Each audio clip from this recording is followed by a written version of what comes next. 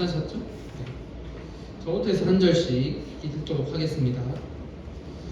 하루는 제자들과 함께 배에 오르사 그들에게 이르시되 호수 저편으로 건너가자 하시매 이에 떠나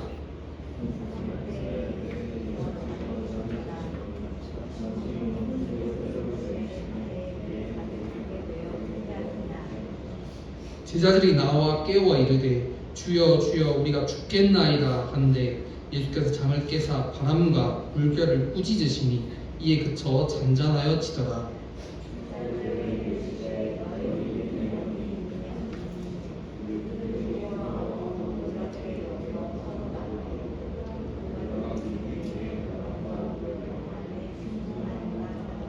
아멘.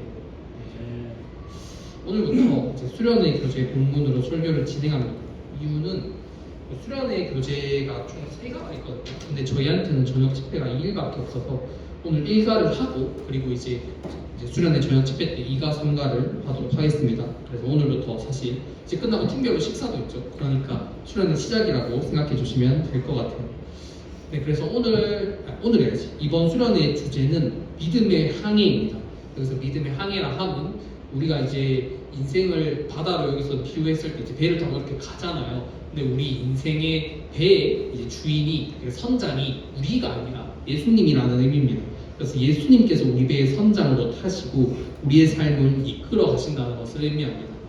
그래서 여러분들이 아직 이 복음서에 대해서 제 설교를 듣지 않았기 때문에 오늘 이게 누가복음 8장이잖아요. 그 앞에 이제 예수님께서 어떤 일을 하셨는지 짧게만 설명하고 본문으로 들어가면 될 것 같습니다. 자, 이제 예수님께서 이제 구약 시대부터 그런 예언들이 있었어요. 메시아가 올 거야. 메시아가 올 거야. 너희를 구원할 구원자가 올 거라는 예언이 계속 있었어요. 근데 몇백 년 동안 그것이 이루어지지 않죠. 그런데 이제 마침내 예수님께서 태어나십니다. 이제 하나님, 정확히는 이제 성자 하나님께서 사람의 몸을 입고 이 땅에 오셔서 이제 예수님, 이제 인간의 몸을 입고 이 땅에 오셔서 태어나십니다. 그렇게 태어나셔서 예수님께서는 이렇게 쭉쭉 자라셔서 이제 30살부터 사역을 시작하시는데 예수님께서 하신 이제 사역에 주로 이런 것들이 있습니다. 이제 하나님 나라를 일단 전파하죠. 복음을 전파하고 그리고 이제 자신을 따를 제자들을 모집하기도 합니다. 이제 이렇게 베드로 찾아가서 제자가 되라 이러면서 이제 한 명 한 명 찾아가서 모집을 하죠. 그리고 이제 또 예수님께서 하신 사역에 어떤 게 있냐면 병을 고치는 사역이 있어요. 그래서 이제 저희 수련회 때는 이제 2가, 3가가 다 그거와 관련된 내용이에요. 2가는 귀신 들린 자를 고치시는 예수님에 대해서 설교를 할 거고 3가는 이제 혈류병이라는 그 병을 앓는 여인을 고치시는 예수님에 대해서 설명하면서 우리의 문제를 어떻게 해결하시는지를 이제 수련회 내내 설명을 할 거고 오늘은 그 시작점이 있어서 이제 병 고침보다는 이제 예수님께서 풍랑 가운데 어떻게 우리와 함께 하시는지를 설교를 통해서 나누고자 합니다. 그래서 이제 예수님께서 계속 병을 고치시고 오병이어도 행하시고 이제 산상수훈이라고 산에서도 설교를 하시고 하나님 말씀도 전하시고 이런 여러 사역들을 하는 가운데 이제 오늘 말씀 첫 절을 보면 22절에 하루는이라고 나오죠. 이제 그런 사역을 하는 수많은 날들 중에 어느 하루를 의미합니다. 그래서 그런 사역하는 가운데 어느 날 하루에 이제 이런 일이 있습니다. 이제 22절을 보면 띄워주세요 말씀을. 이거 계속 띄워주시면 될 것 같아요. 그래서 이제 22절을 보면 하루는 제자들과 함께 배에 오르사 그들에게 이르시되 호수 저편으로 건너가자 하십니다. 그러니까 예수님께서 제자들한테 명령을 하신 거예요. 그냥 제자들이 알아서 배를 탄 게 아니라 우리 이제 저기 호수 저편에 사역하러 갈 건데 제자들한테 이제 배에 같이 타서 가자 이렇게 하고 말을 하신 겁니다. 그렇게 말을 하셨는데 이제 이 가운데 이 호수라는 곳이 일단 어떤 곳인지 한번 살펴보고자 해요. 일단 여기서는 호수라고 번역되어 있는데 이제 사복음서 이제 마태, 마가, 누가, 요한복음 이렇게 사복음서 중에 마태복음, 마가복음, 누가복음 이 세 복음서는 공감 복음이라고 합니다. 그래서 같은 사건을 각 저자마다 다른 관점으로 이제 서술을 했어요. 그래서 이 세 복음서를 보면 겹치는 사건이 많습니다. 자, 그런데 이 똑같은 사건을 이 누가복음 말고 마태복음과 마가복음에서는 좀 다르게 설명을 했는데요. 여기서는 호수라고 표현되어 있지만 그 구절 중에 마태복음 8장 그 인용 구절 띄워주세요. 마태복음 8장 23절부터 24절 있죠? 네. 여기 보시면 이제 이렇게 나옵니다. 이 똑같은 사건인데 누가복음에서는 호수라고 표현되어 있는데 이 마태복음에서는 바다라고 표현되어 있습니다. 24절을 보면 바다에 큰 놀이 일어나 배에 물결이 덮이게 되었을 때 예수께서는 주무시는지라 이렇게 되어 있어요. 여기서는 바다라고 표현되어 있고 그다음 마가복음 또 한번 띄워주실래요? 이제 마가복음도 이제 여기서 같은 사건인데 바람과 바다라고 이렇게 표현이 되어 있습니다.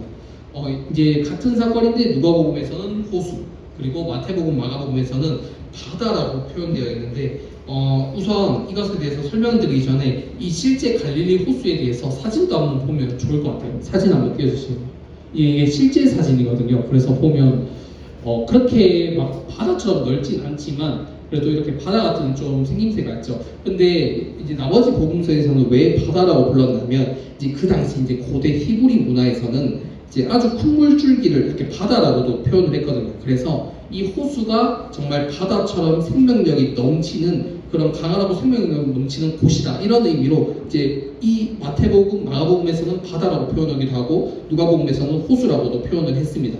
그리고 그 당시 히브리 문화에서 실제 사람들도 그것을 많이 겸용으로 썼습니다. 물론 오늘날 이제 현대 지리학에서는 이제 호수라고 표현을 합니다. 근데 어쨌든 그런 가운데 이제 뭐 바다든 호수든 이렇게 가고 있는데 폭풍이 불기 시작합니다. 이 지역은 원래부터 폭풍이 많았는데 여기서 좀 특이한 점은 이 제자들이 이제 예수님과 배를 타고 갈 당시에는 날이 저녁이었다는 거예요. 근데 이 저녁에는 그렇게 폭풍이 잦지 않았거든요. 그렇기 때문에 제자들도 아마 안심하고 예수님을 따랐을 것입니다. 자, 그런데 무슨 이유 때문인지 모르겠지만 막 강풍이 불기 시작합니다.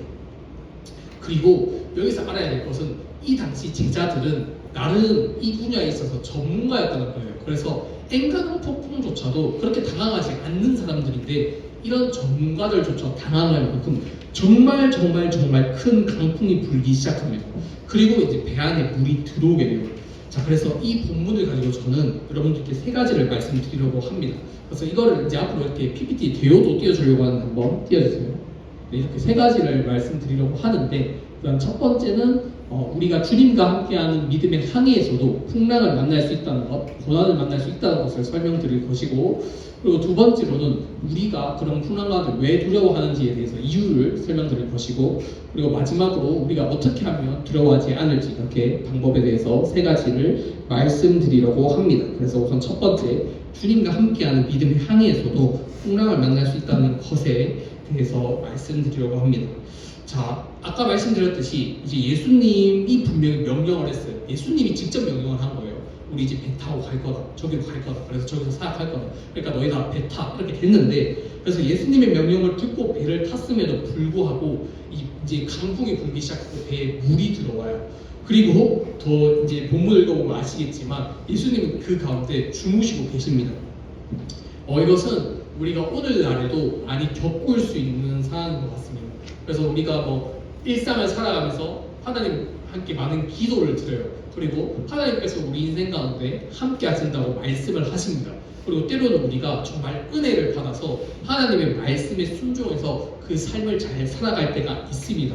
그런데 그럼에도 불구하고 이 오늘 본문의 말씀처럼 우리가 설령 예수님 말씀에 잘 순종한다 하더라도 우리의 인생 가운데는 이런 폭풍 같은 고난이 있을 수 있습니다. 그리고 저희가 마침 원래 하나바이블 쭉쭉쭉 교재를 따라갈 때 요셉 설교를 계속했었죠. 딱 요셉이 끝나고 출애굽기 넘어가기 직전에 이제 수련회 교재로 들어왔잖아요. 근데 그 요셉도 보면 굉장히 무수한 사건을 겪죠. 그렇게까지 큰 잘못을 하지 않았는데 계속 안 좋은 일이 생겨서 또 종으로 팔리게 되고 또 억울한 누명을 써서 정치보험 수용소로 들어가게 되고 근데 성경에서는 계속 하나님께서 함께 하신다. 하나님께서 함께 하신다. 하나님께서 함께 하신다. 이렇게 말을 하죠. 그런데 오늘 본문에 보면 아마 제자들 입장에서는 그럴 거예요. 아니 지금 큰 강풍이 불고 있고 배에 물이 계속 들어오고 있고 죽기 직전인데 예수님 자고 있어요. 그래서 우리도 때로는 하나님께 기도를 하고 좀 인생에 힘든 일이 생겼을 때 이렇게 저는 진짜 그런 생각 한 적 있거든요. 하나님 지금 자나? 이런 생각 한 적 있는데 오늘 본문이 마침 그런 내용과 되게 유사합니다. 그래서 요셉 설교 들었던 거하고 연관 지으면서 보일 수 있을 것 같아요. 어쨌든 우리의 인생 가운데는 그렇게 예상치 못한 일들이 많이 일어납니다. 뭐 예를 들면 학교에서 친구 관계에 문제가 있을 수도 있겠죠. 그래서 하나님께 정말 진심으로 기도했음에도 불구하고 우리의 친구 관계가 이제 인간관계가 해결되지 않을 수도 있습니다. 그리고 또 이제 우리 학생들 입장에서 가장 큰 어떻게 보면 힘든 중에 하나가 공부 학업이 있겠죠. 그래서 그 학업을 놓고도 정말 남들은 안 믿는 사람들은 그냥 막 일요일 학업할 때 나는 일요일 예배드리고 하나님께 기도하고 했는데 그리고 나머지 일상을 최선을 다해서 공부를 했음에도 그 성적이 생각보다 안 나올 수도 있습니다. 그런 것들이 우리 일상 가운데 폭풍 같은 고난일 수도 있겠죠. 그리고 뭐 이제 또 여러분들 학생이지만 어른들 같은 경우 예를 들면 사업하는 사람들 같은 경우 남들은 다 그냥 이렇게 눈 감고 넘어가는 조금의 탈세나 뭐 이렇게 절세를 위해서 좀 이렇게 암묵적인 그런 안 좋은 일들을 하지만 나는 그리스도인으로서 난 절대 그럴 수 없다 하고 정말 정직하게 다 세금을 내고 이렇게 했는데 오히려 사업이 더 어려워지고 예수님 말씀에 순종했는데도 오히려 더 그 일상이 안 좋아질 수도 있겠죠. 그래서 성경은 우리의 그런 일상 가운데 일어날 수 있는 현실적인 일들을 정말 있는 그대로 이렇게 다 표현해 준 책입니다. 그래서 예를 들어서 뭐 이렇게 말할 수도 있잖아요. 뭐 하나님 믿으면 무조건 복을 받을 거다. 하나님 믿으면 무조건 만사형통할 것이다. 이렇게 어떻게 보면 사기를 치기 위해서 그렇게 누군가가 쓸 수도 있지만 성경은 하나님께서 인생을 있는 그대로 현실적으로 아주 쓰십니다. 이 구절 외에도 모든 본문이 다 그래요. 너희 정말 하나님 말씀에 순종하는 삶을 살고 예수님을 우리 인생의 선장으로 삼아도 마치 요셉처럼 그렇게 억울한 일을 당할 수 있고 그리고 요셉처럼 힘든 일이 있을 수 있고 오늘 본문의 제자들처럼 마치 이렇게 항해하는 가운데 폭풍이 일어나서 죽을 위기에 처한 것처럼 너희가 예수님을 잘 따라도 그러한 일들이 일어날 수 있다고 말합니다. 자, 그리고 본문을 봅시다. 본문을 보면 이제 제자들의 반응을 봅시다. 24절을 보면 이렇게 나오죠. 제자들이 나와서 이제 예수님을 깨워요. 왜냐하면 이제 죽기 직전인데 예수님 계속 잔단 말이에요. 자니까 이제 깨워야 되잖아요. 왜냐하면 예수님 빼고는 이 문제를 해결할 수 있는 사람이 아무도 없어요. 그래서 24절 보면 예수님을 깨우기 시작합니다. 깨우면서 이렇게 깨워요. 그러면서 이제 이렇게 말을 해요. 주여 주여 우리가 죽겠나이다 이렇게 말을 합니다. 그래서 이제 예수님이 브레이크하면서 이렇게 일어나서 이제 바람과 물결을 다 꾸짖으시고 잔잔하게 하시죠. 자, 여기서 꾸짖었다는 말을 이제 이렇게 보면 그냥 예수님이 너희 이제 바람과 물결 보고 이렇게 그만해 뭐 그 정도로 이렇게 생각할 수가 있는데 이것은 굉장히 강력한 표현입니다. 그래서 약간 명령을 엄청 강력하게 한 거예요. 뭐 예를 들어서 제가 누군가 엄청 시끄럽게 떠들어서 조용하라고 이렇게 통제를 한다고 칩시다. 그럴 때 그냥 좀 조용히 줄래 뭐 이런 게 아니라 조용해! 하면서 이제 큰 소리 치듯이 예수님도 바다와 물결한테 그렇게 큰 소리로 명령을 하는 겁니다. 너희 잠잠해라. 약간 이런 식으로 정말 강력하게 얘기한 모습입니다.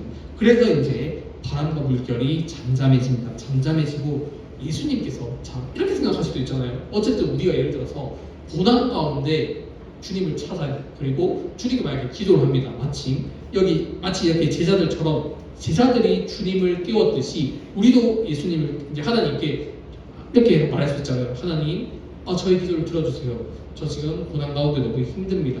도와주세요. 이렇게 기도를 할 수 있잖아요. 자, 그런데 이게 보면 되게 잘하는 일 같은데 예수님께서는 오히려 제자들을 꾸짖으십니다. 그 말씀을 또 읽어봅시다. 25절 보면 24절 이후 말씀입니다. 24절에서는 바람과 물결을 꾸짖어서 잔잔하게 하셨죠. 근데 그 이후에 25절을 보면 제자들에게 이렇게 말합니다. 너희 믿음이 어디 있느냐 하시니 이제 여기까지 말할게요. 너희 믿음이 어디 있느냐라고 말을 해요.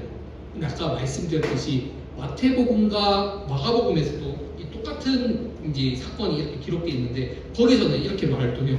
너희 믿음이 뭐 없느냐 이렇게 표현하기도 하고 마가복음에서는 믿음이 적은 자들아라고 표현하기도 합니다. 조금씩 다르게 표현하고 있는데 개인적으로는 이 전체 명령을 봤을 때 너희 믿음이 어디 있느냐가 가장 적합한 표현이라고 생각합니다. 어쨌든 너희 믿음이 어디 있냐고 표현을 하는 이렇게 예수님께서 물으시는데 여기서 어디 있느냐라고 표현하신 이유가 뭐냐면 이런 뜻입니다. 자, 이렇게 생각할 수 있잖아요. 그러니까 아까 말씀드렸듯이 고난 가운데 예수님을 찾으면 잘한 일 아닌가? 이렇게 생각할 수도 있는데 여기서 제자들이 왜 예수님을 깨웠는지를 우리는 그 동기를 알 필요가 있습니다. 그래서 이제 두 번째 대주로 넘어갈게요. 우리가 두려워하는 이유에 대해서 설명을 드릴게요. 제자들이 깨운 이유는 이것입니다. 그러니까 이런 거죠.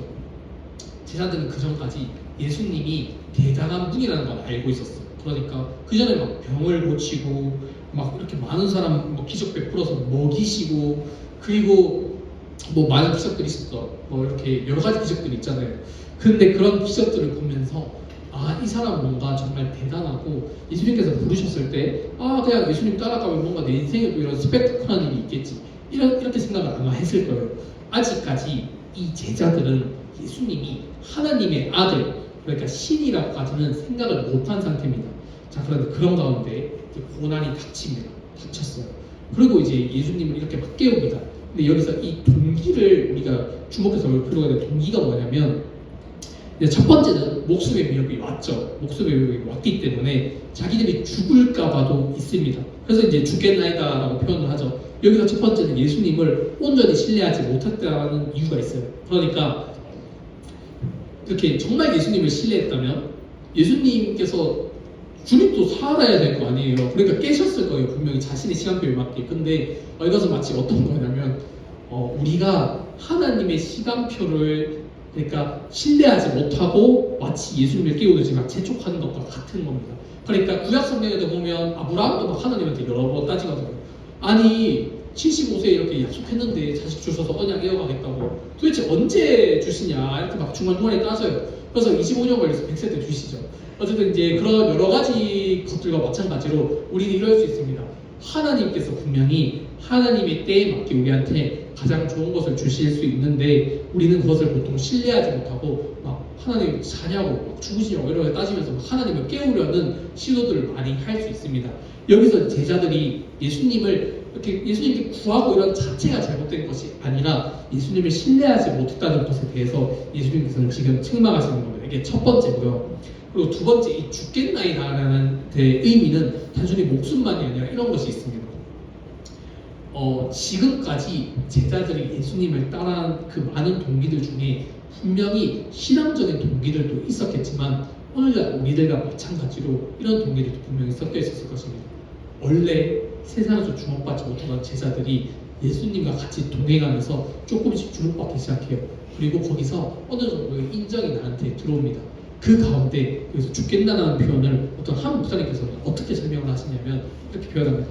제자들이 예수님을 따르면서 기대했던 모든 것과 그리고 예수님을 따르면 뭔가 내 인생이 더 잘 될 것 같다는 그런 소망이나 꿈이나 이런 모든 것들이 다 사라질 것 같은 그 두려움에 예수님을 깨웠다고 이렇게 해석을 하시더라고요. 근데 저는 이제 성경을 전체적인 문맥과 그런 걸 봤을 때 이 해석이 상당히 설득력이 있다고 생각을 합니다. 우리도 때때로 예수님을 따르는 그 모든 이유가 다 순결하지 않을 경우도 많습니다. 또 저 같은 경우도 그럴 수 있겠죠. 예를 들면 단순히 하나님을 섬기기 위해서 전도사를 하고 설교를 하고 하는 것이 아니라 뭔가 예를 들어서 설교를 잘하면 누군가한테 칭찬을 들을 수 있고 뭔가 내가 좀 가치 있게 느껴지고 또 그런 것들로 인해서 누군가한테 인정받고 이러면 저도 되게 기분이 좋을 거 아니에요.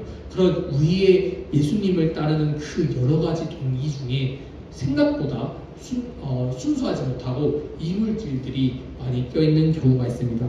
그것 또한 예수님께서 지금 책망하시는 것을 알 수 있습니다.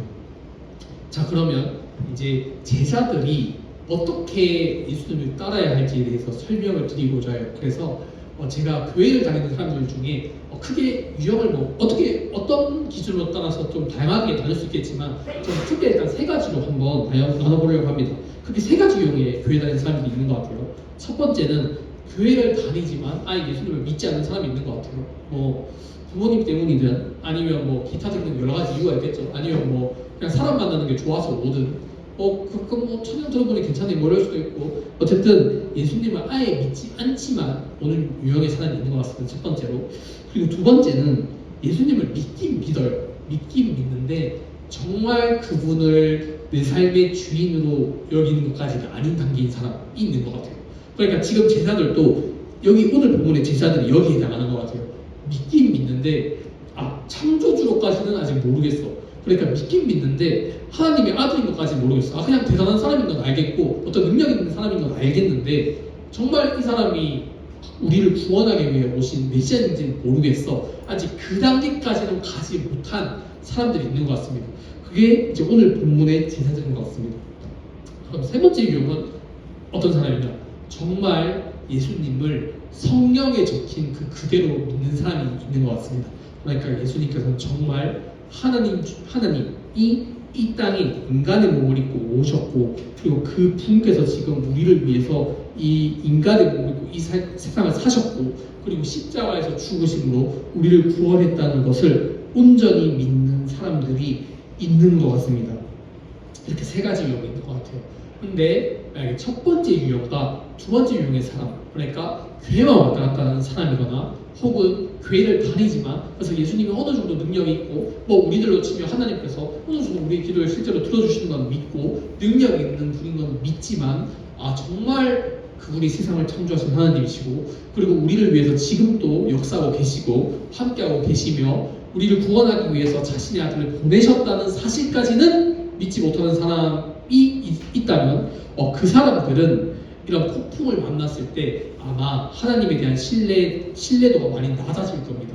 하나님에 대한 믿음이 조금씩 사라질 거라고 생각합니다. 이런 큰 폭풍 앞에 서면 여러분들한테 막 큰 폭풍이라 하면 뭐 이렇게 중학교 1학년부터 고3까지 막 6년 실컷 공부했는데 원하는 대학에 못 갔어 뭐 이런 것이 있을 수도 있고 또 누군가는 정말 열심히 공부해서 막 원하는 의대 갔는데 가자마자 막 큰 병에 걸릴 수도 있고 생각보다 젊은 나이에 병에 걸릴 수 있거든요. 이렇게 아는 지인 중에는 20대에 이렇게 좀 먼저 하늘로 간 사람도 있고 그래요. 제 고등학교 때도 같은 반이었는데 백혈병에 걸려서 죽은 사람도 있고 생각보다 빠른 나이에 죽는 사람들도 많이 있습니다. 어쨌든 그런 큰 풍랑 앞에서 우리가 만약에 첫 번째 유형과 두 번째 유형 같은 믿음을 가지고 있다면 우리는 아마 이 제자들처럼 많이 흔들릴 겁니다. 그럼 마지막 이제 개요 중 세 번째 우리가 두려워하지 않을 방법에 대해서 말씀을 드리려고 합니다. 우리가 두려워하지 않을 방법은 예수님을 그리고 하나님을 정말로 이 성경에서 말하는 대로 신으로 받아들이는 겁니다. 이렇게 할 때만 우리는 그런 풍랑 가운데 끝까지 두려워하지 않고 믿음을 지킬 수가 있습니다. 이런 거죠. 예를 들면 원하는 대학에 못 갔어. 하지만 이것 또한 하나님의 큰 계획 가운데 있을 거야. 마치 요셉이 감옥에 갔던 게 그 세상의 기준으로 봤을 때는 정말 다 망한 끝까지 갔다 하더라도 전과자가 된 거잖아요. 그 당시에. 그럼에도 하나님께서 계획이 있을 거라는 하나님의 주권 가운데 하나님의 전지전능한 능력 가운데 하나님의 뜻 가운데 내가 지금 여기 있다는 것을 믿으면 우리는 조금 그것을 받아들일 수 있겠죠. 그 외에도 이런 게 있습니다. 팀켈러 목사님의 말이에요. 팀켈러 목사님 여러분은 누군지 모르죠. 하지만 지금은 돌아가셨지만 미국에서 정말 큰 영향력을 미친 목회자가 있는데 그분이 걱정이라는 것에 대해서 이렇게 표현을 합니다. 우리가 왜 걱정을 하냐면 이런 거죠. 우리가 걱정을 하는 이유는 하나님, 그러니까 우리가 우리 인생을 봤을 때 우리 인생은 이렇게 돼야 돼라는 것이 있는데 하나님의 시간표도 있어요. 하나님의 계획표도 있어요. 하나님이 봤을 때 여러분들의 인생을 봤을 때 여러분들의 인생에 이렇게 돼야 하는 것이 있는데 우리가 걱정을 하는 이유는 우리가 생각한 그 틀이 하나님이 생각한 그 틀보다 더 선하고 좋은 것이라고 생각하기 때문에 우리가 걱정을 한다고 표현합니다. 이것이 바로 티키노 목사님이 실제로 말씀하신 거예요. 우리가 걱정을 하는 이유는 우리가 우리의 삶의 주인이고 우리 인생의 배에 우리가 선장 역할을 하려 하고 우리의 계획표가 하나님의 계획표보다 더 신뢰할 만하다고 느낄 때 우리는 걱정을 합니다. 왜냐하면 우리의 계획대로 되지 않으면 우리 인생이 잘못될 것 같으니까요. 그래서 우리는 걱정을 한다고 표현합니다. 근데 이것이 정말 맞는 말인 것 같습니다. 우리가 이런 풍랑과 고난 가운데도 하나님을 믿고 신뢰하고 걱정하지 않으려면 우리는 하나님을 그리고 예수님을 우리 삶의 선장으로 그리고 우리 삶의 최우선 건의자로 그리고 그분의 계획에 우리를 맞추려는 연습을 계속해야 됩니다. 단순히 그냥 좀 능력 있으신 정도가 아니라 성경에서 말하는 있는 그대로 그 하나님을 우리는 믿어야 합니다. 아마 수련회가 끝나면 다시 저희는 하나 바이블로 갈 거고 우리는 계속 구약 성경을 살펴보면서 계속 하나님이 어떤 분인지를 들을 겁니다. 그것을 듣고 성경에서 말하는 하나님을 있는 그대로 여러 가지 설명을 드렸죠. 우리가 보이지 않지만 함께 하시는 하나님, 우리 인생을 인도하시는 하나님, 그리고 이 세상을 모든 것을 창조하신 하나님 여러 가지 계속 말씀드리고 있잖아요. 그 하나님을 있는 그대로 믿고 정말 신으로 믿을 때 그리고 그분이 함께 하시는 것을 믿을 때 우리는 안전할 수 있고 그리고 걱정하지 않을 것입니다. 근데 우리는 이런 질문을 하나 할 수 있습니다.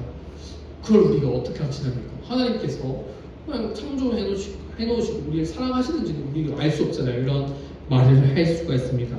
그때 제가 항상 말씀드렸듯이 우리는 하나님께서 우리를 위해서 어떤 일을 하셨는지 그리고 그 일을 위해서 어떤 대가를 치르시면서 우리를 사랑하셨는지를 알 필요가 있습니다.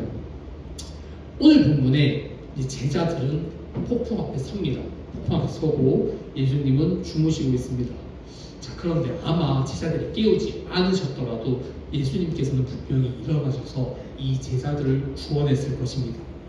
근데 이 시간이 좀 흐른 후 반대되는 상황이 일어납니다.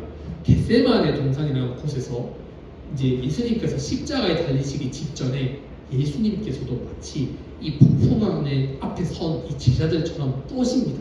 떠시면서 왜냐하면 이제 모든 인류의 죄를 인간의 몸으로 다 짊어지시고 십자가에서 모든 저주를 다 받으시면서 엄청난 고통을 겪어야 되거든요. 우리를 위해서. 그 고통 앞에 서서 예수님께서는 겟세마네 동산에서 떠십니다. 그리고 이제 성부 하나님께 기도를 해요. 정말 주님 할 수 없는 거는 이 잔을 걷어주세요. 자, 그런데 그 기도를 하기 전에 예수님께서 제자들에게 입각하신 것이 있어요. 내가 지금 이 고난 앞에서 심히 고민되고 두려우니 너희도 같이 깨어있으라라고 부탁을 합니다. 그런데 예수님의 제자들은 한 시간도 안 돼서 다 자요. 그냥 이제 곧 예수님은 자기들을 위해서 십자가 앞에서 죽으셔야 되는데 이렇게 좀 피곤하다고 이제 제자들은 전부 다 잡니다. 이 오늘 본문과 반대되는 상황이 일어납니다. 근데 이제 예수님께서는 이제 자기들이 구원할 그 사람들이 잠시도 자기를 위해서 잠을 깨지 않으면 그냥 다 잡니다. 근데 반대로 예수님께서는 그 제자들을 위해서 깨어서 기도하시면서 하나님과 씨름하시죠. 그리고 하나님께 이런 고백을 하죠. 하나님 할 수만 있거든 이 잔을 치워주세요 하지만 그 다음에 예수님께서 이런 고백을 하죠. 그러나 내 뜻대로 마옵시고 주님 뜻대로 하옵소서라고 말씀을 합니다. 그리고 예수님께서는 자신의 사명을 감당하시기 위해서 골고다로 가시죠. 골고다로 가서 이제 자기가 자신을 죽일 십자가를 지고 그 골고다를 오르십니다. 그리고 십자가에서 죽으시죠.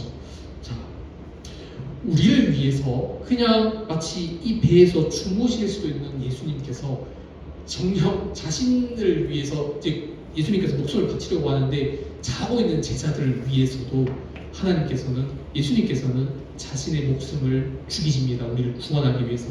그 십자가의 사랑을 봤을 때 우리는 그 사랑을 확신할 수 있습니다. 예수님께서는 절대 우리의 고난 가운데 주무시지 않습니다. 하나님께서는 주무시지 않아요. 마치 요셉의 삶에 보이지 않게 함께 하셨던 것처럼 우리의 삶 가운데도 함께 하시고 항상 가장 최선의 것으로 인도하십니다. 그것을 신뢰할 때 우리도 이제 평안할 수 있겠죠. 하나님이 주시는 안식을 누릴 수 있을 겁니다. 그것이 성경에서 말하는 하나님을 올바로 이해하는 것입니다. 천지를 지으시고 모든 것을 할 수 있는 전지전능하신 하나님, 그리고 그 하나님께서 우리를 위해서 인간의 몸으로 입고 이 땅에 오셔서 죽으신 것, 그리고 부활하신 것, 그런 하나님을 온전히 믿을 때, 그리고 그분을 우리 인생의 성장으로 삼을 때 우리는 안전하고 그리고 평안할 수 있을 겁니다. 그것을 믿는 그런 예수님의 사랑을 신뢰하는 우리 중고등 부하 되기를 바랍니다. 네. 오늘 설교는 여기까지고, 오늘 좀 해야 될 게 많으니까 기도에는 생략하기로 하고 바로 헌금하도록 하겠습니다.